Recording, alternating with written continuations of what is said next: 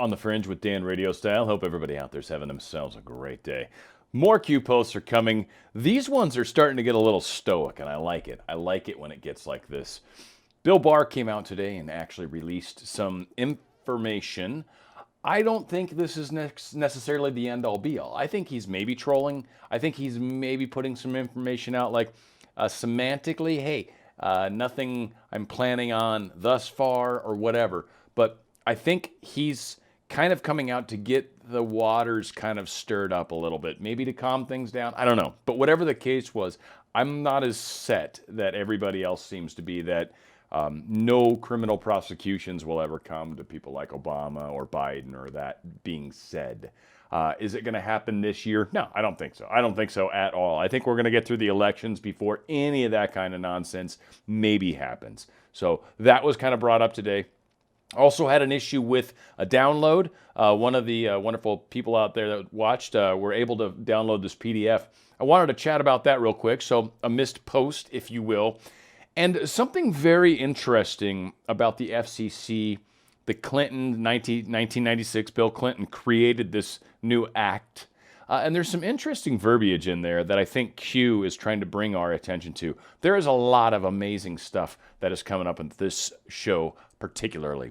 Post 4257, this is the one that I had a bit of an issue with, so I couldn't download this particular download, and I think it was just obviously a lot going on the server. As soon as something's posted, millions of people are seeing it. Maybe it was DDoS. I don't know. I don't really actually know what was causing it, but whatever the case was, we were able to get a copy. Now, they call out pages 20 to 23, and we will look at those. But I want to start, there's a couple bolded parts as well early on in this thing in the very beginning of it. I'm going to zoom in a little bit so I can actually see it a wee bit better.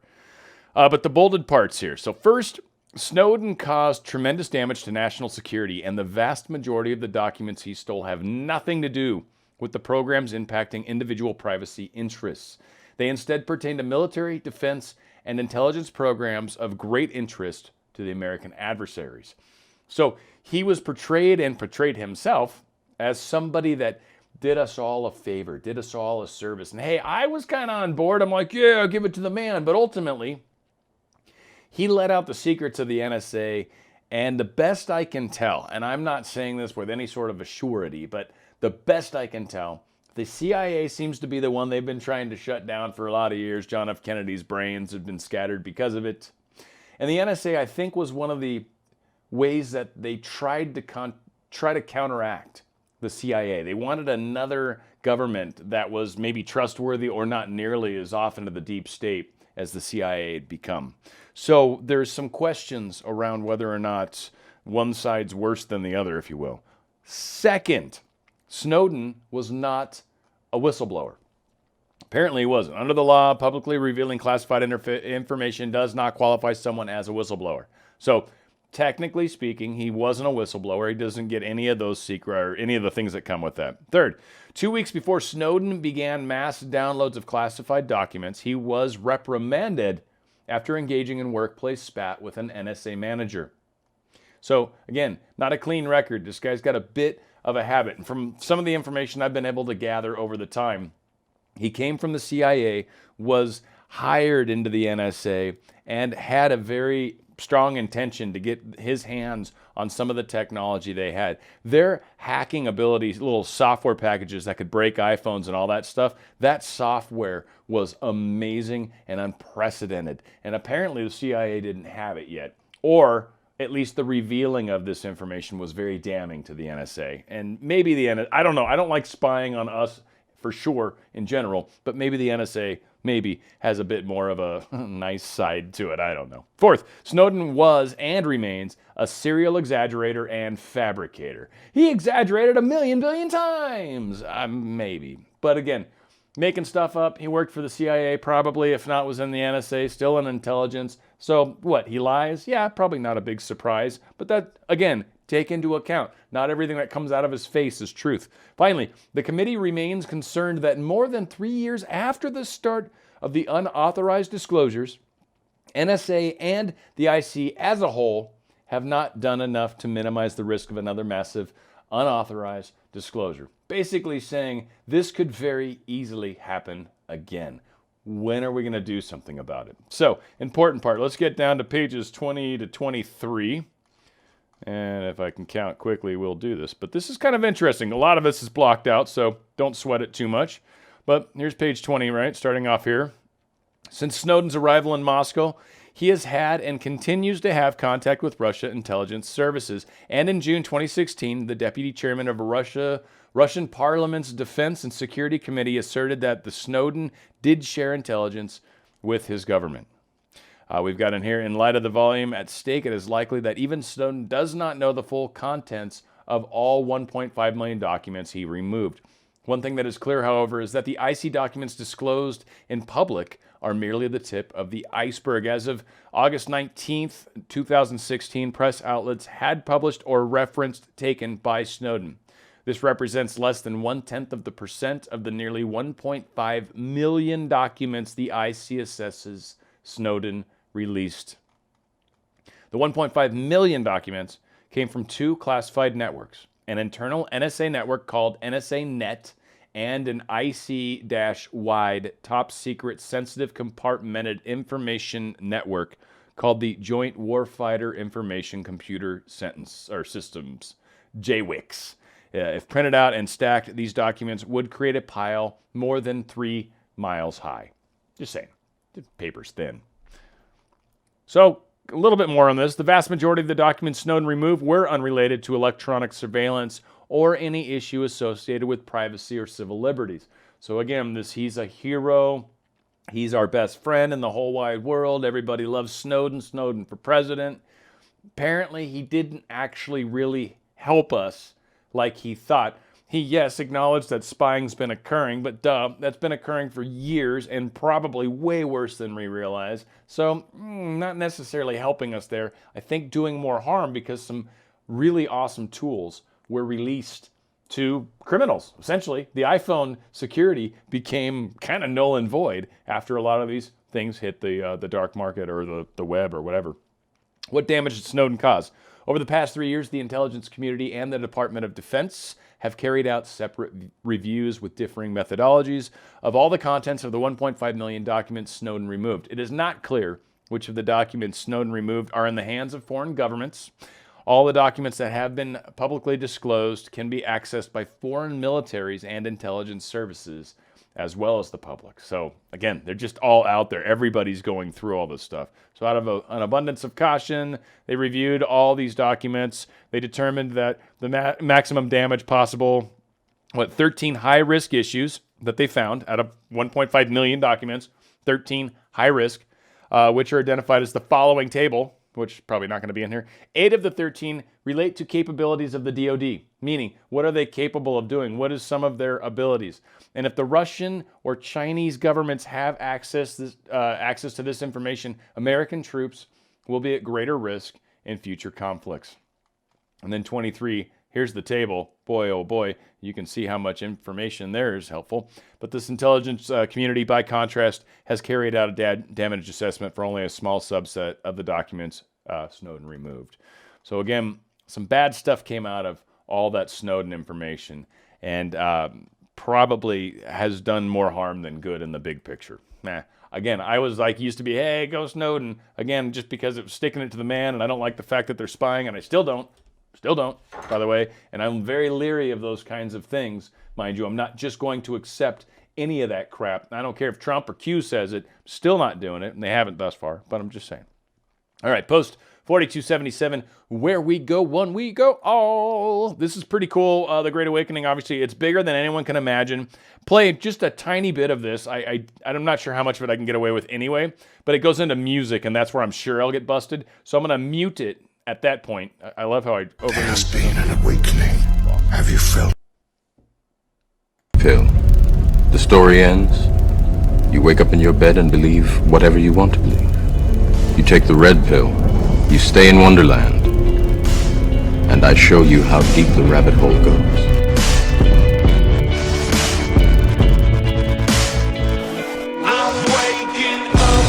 Yeah, we all say we're going to take the red pill, right? But until you actually take the red pill and then you realize how effed up things are, yeah, the red pill is a little freaky for sure. But yes, welcome to the QH. What this video really is, and I can share the link below, is just a lot of great little Where We Go One, We Go All compilation of videos. Cool little something garden. What are they? I forget the name of that band, but a great song that they did. So Imagine Dragon. There you go. Wasn't even close, but it doesn't matter. RadioStyle. I don't even deserve that. But Eyedropper Media, thank you so much for sharing this with us. Ooh. Why, that's funny, with the big red pill. That's really funny. I love that. Musk. That's very, very cool. Anywho, post 4278. This is kind of interesting, and this led me down a rabbit hole that at first I didn't think was going to be rewarding, but turned out I think I found a gem. And I haven't seen it yet. I'm not saying I'm the first guy, but I definitely think I found something very cool here. But corporate media controls the source, right? That's the information that most of the sheeple are privy to, right? And they're the ones that are walking around going, well, they said this is bad for me. And, you know, they don't have any evidence other than they said that on Fox News. Well, in 1996, the Telecommunications Act passed by Bill Clinton, created by Bill Clinton, whatever, signed by him, I'm sure. This thing actually had some very interesting aspects to it. I think some that were meant to benefit who was supposed to be in power right now, not necessarily who is in power, but it also explains some of the problems we have. But control of information, control of the narrative, control of the people. If you can manage to do that, you can keep anybody from dissenting. You can keep anybody from having other thoughts, right? The other dirty cancer thoughts that might actually cause other people to question the crazy crap that's coming out of our authorities' mouths. But that being said, I digress. So what's interesting here on the Boston Herald, I'm sure a source we can always trust, disinformation from Schiff, media damaged America. House Intelligence Committee Chairman Adam Schiff has been feeding the American people misinformation for years. He used his position, replete with access to information and people in the know, to distribute wild accounts of Russian collusion with the Trump campaign. Long story, blah, blah, blah. We come down to the end. There are bipartisan endeavors like infrastructure legislation, economic recovery, and the battle against the pandemic that have undoubtedly been hindered by the malevolence of the congressman from California who abused his power by weaponizing his position in order to bring down a duly elected president. We will continue to bear this poisoned fruit from his actions for years, and it will happen again in a different form unless there is a reckoning once and for all. We'll see if this guy gets voted back into office. But yeah, a lot of people are starting to call out some of these people, especially this cute young gentleman here, the pudgy little bugger. Anywho, FCC Telecommunications Act of 1996, a lot of blah, blah, blah, blah, and got the link to the actual article. Now, found a couple parts within this 320-page document that I started reading and then realized, oh my God, I'm going to die if I keep reading this. So as it played out, I started skimming it a wee bit. Comes to find out, I found a couple interesting little sections. Section 315, facilities for candidates for public office. This is surprisingly interesting. I used to be in radio. I actually work for it still technically, but I used to be a DJ. If any licensee shall permit any person who is legally qualified candidate for any public office to use a broadcasting station, he shall afford equal opportunities to all other such candidates for that office in use of such broadcasting station. What that means is if I let a presidential candidate come onto my radio station and talk about how he wants to be president, then I have to offer the other side's presidential candidate equal time. And in fact, another thing we have also, by the way, is lowest unit rate, which is they even get the cheapest rate that is available for that station's advertising, by the way, which is a whole separate issue, but let's not go off onto that tangent. So, that being said, equal time, except in here, written in this, except, right here, provided that no such licensee shall have the power to censor, right? So you can play it so long as you can't censor. No obligation is hereby imposed under this subsection upon any licensee to allow the use of its station by any such candidate. Appearances by a legally qualified candidate on any bona fide newscast, bona fide news interview, bona fide news documentary if the appearance of the candidate is incidental to the presentation of the subject or subjects covered by the news documentary, if it's on-spot coverage of a bona fide news event. If it's under any of these situations, they do not have to abide by this top part.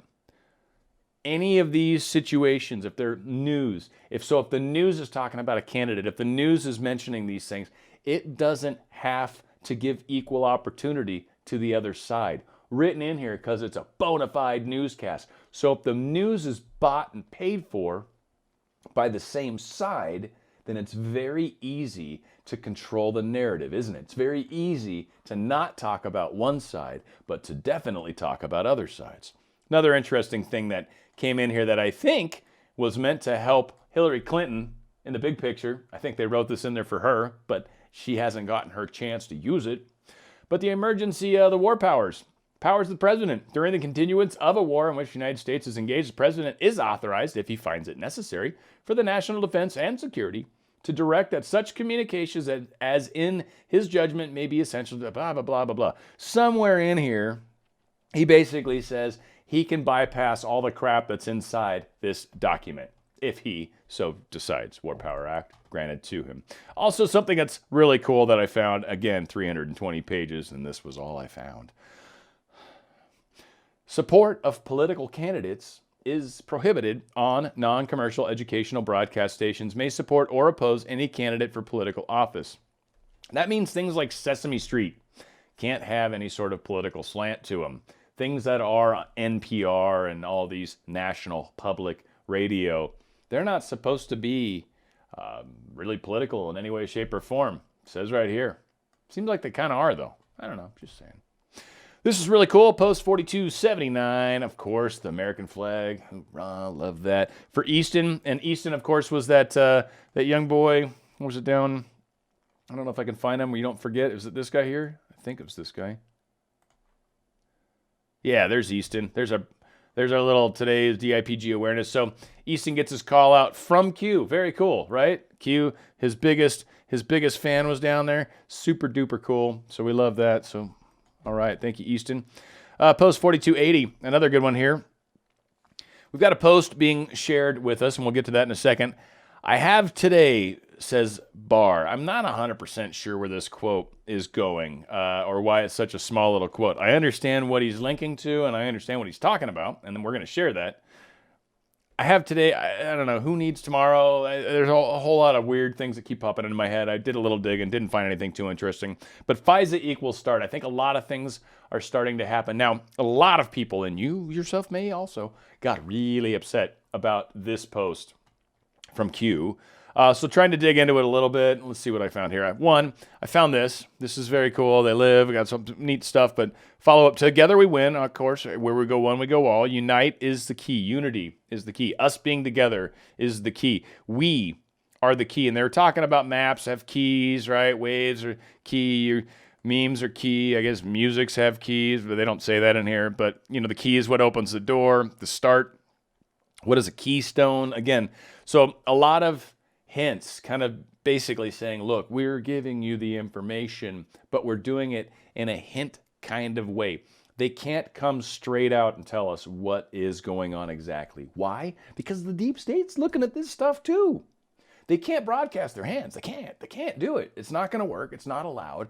It would actually hurt our chances, right? So all these people get pissed off. Hey, Q's not telling us the truth. Well, duh. This is a game, folks. We're playing chess. We're playing chess on a board that's public. It's fantastically fun.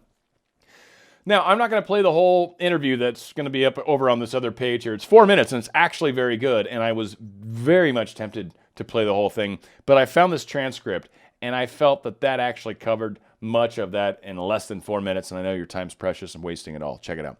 We saw two different standards of justice emerge, one that applied to President Trump and his associates, and one that applied to everybody else. We can't allow this to ever happen again. Again, the Durham investigation is trying to get to the bottom of what happened, and it will determine whether there were any federal laws broken, and if there were, those who broke the laws will be held to account. Keep that phrase in mind.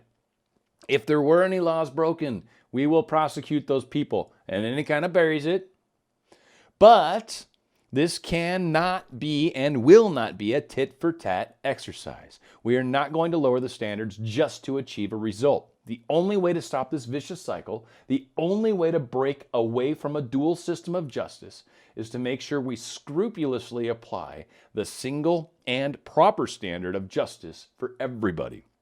Now, under the long-standing standards of the department, criminal charges are appropriate only when we have enough evidence to prove each element of a crime beyond a reasonable doubt. That is the standard we are applying. We must have enough evidence beyond a reasonable doubt.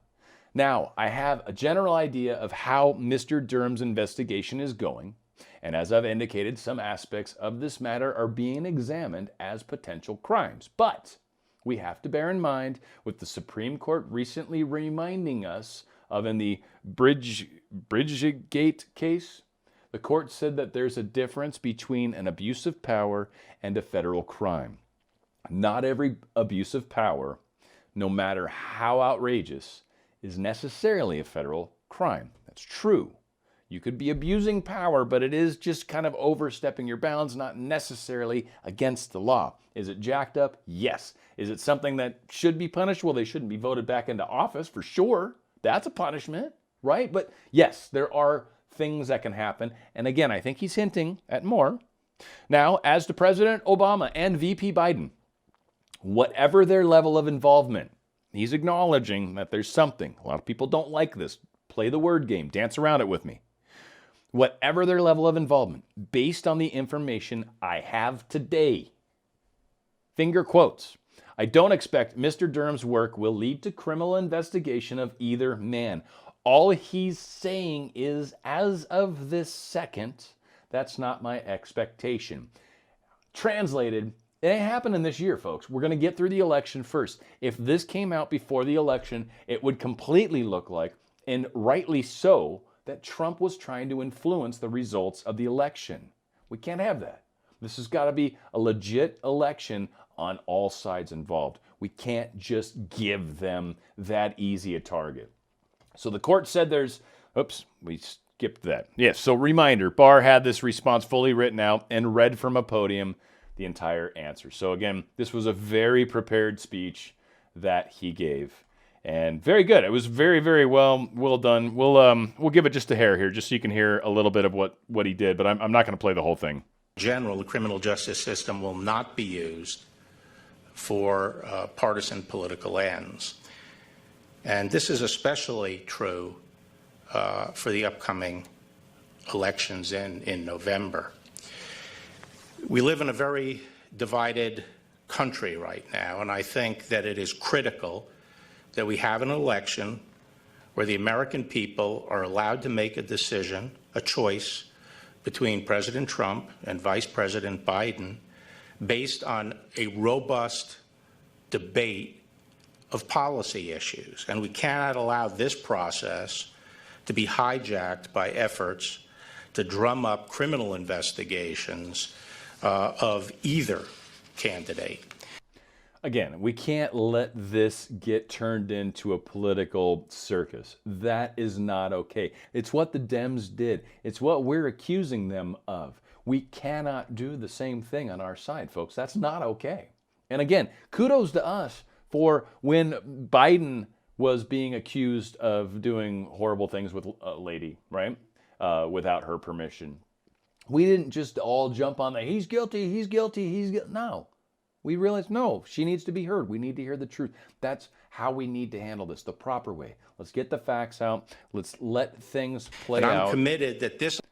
Let's make sure we handle this the proper way. Let's show them how they should have handled it had they been given this opportunity. A lot of great stuff is coming. Still experiencing some major booms. One major thing that came out today. Trump has been taking hydroxychloroquine, apparently, for a week and a half. He came out and told us that today. Then a lot of people have been suspicious or thinking that's the case. I personally, like everyone else, is wondering, did he get the virus maybe?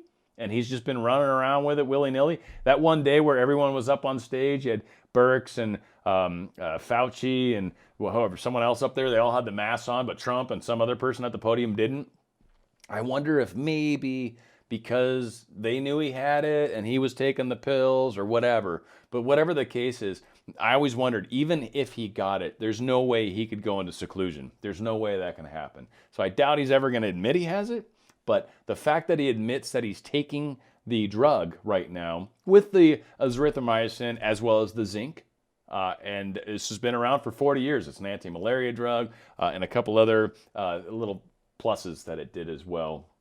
So we'll see how that unfolds. But again, he dropped that bomb on us late this afternoon, and who knows where that's going to go. But that's obviously going to affect some people and affect the way certain narratives are going. So it'll be very, very interesting to see how these things play out. If you guys like what I've been doing, please hit the subscribe button, thumbs up, like, all that good stuff. Hit the bell icon if you want to be notified of any future videos. I thank you so much for joining. God bless each and every one of us. Where we go one, we go all. It's On the Fringe with Dan RadioStyle.